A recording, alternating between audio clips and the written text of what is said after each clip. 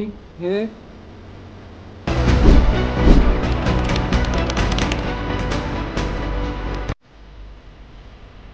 आतमध्ये USB आहे, इकडे हे ट्रे आहे, याच्यात मेमरी कार्ड बसेल. ठीक आहे. तर मी आता हे मेमरी कार्ड टाकून त्यातला मेमरी कार्ड. ओके. आता ह्या बाजूला कॅमेरा आहे.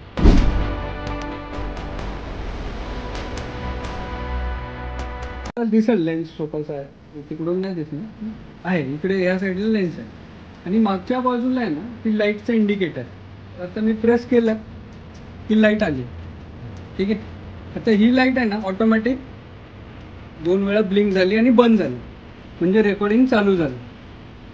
ठीक आहे. याच्यात कसं होतं, पहिले लाईट लागून राहायची, त्याच्यानंतर आपण 2 सेकंद दाबायचो आणि मग रेकॉर्डिंग चालू व्हायची. तर हे फरक राहणार थोडाफार डिव्हाइसमध्ये. तुम्ही म्हणणार नाही हे तर आपण असं केलं, ह्याच्यात पण असं पाहिजे तसं नाही. प्रत्येक डिव्हाइसला ऑपरेटिंग थोडं वेगळं असतं. ठीक आहे. आता हे रेकॉर्डिंग चालू झाली, तुम्हाला स्टॉप करायचं आहे रेकॉर्डिंग, तर एकदा प्रेस करा, ही ब्लू लाईट आली म्हणजे रेकॉर्डिंग स्टॉप झाली, ती फाईल सेव्ह झाली माझी. तुम्हाला परत रेकॉर्डिंग चालू करायचं, परत एकदाच क्लिक करून सोडा बॉलपेनासारखं, 2 वेळा लाल लाईट ब्लिंक झाली, रेकॉर्डिंग चालू परत स्टॉप करायला एकदा क्लिक केलं, स्टॉप झालं. ठीक आहे. आता कंप्लीट बंद करायचं म्हणजे 3-4 सेकंद प्रेस करूनच ठेवा. लाईट बंद झाली म्हणजे रेकॉर्डिंग, म्हणजे डिव्हाइस शटडाऊन झालं. ठीक आहे. आता चेक, याच्यात अजून एक ऑप्शन आहे फोटोचा.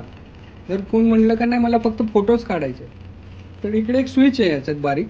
ते स्विच तुम्ही लेफ्टला केला का तो फोटो मोडला जातो, मग व्हिडिओ नाही होणार. तुम्ही जेव्हा पण क्लिक करणार एक एक फोटो येणार.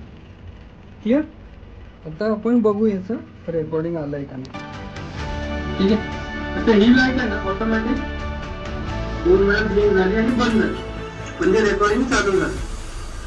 ठीक आहे. याच्यात कसं होतं, पहिले लाईट लागून राहायची, त्याच्यानंतर आपण 2 सेकंद दाबायचो आणि मग रेकॉर्डिंग चालू व्हायची.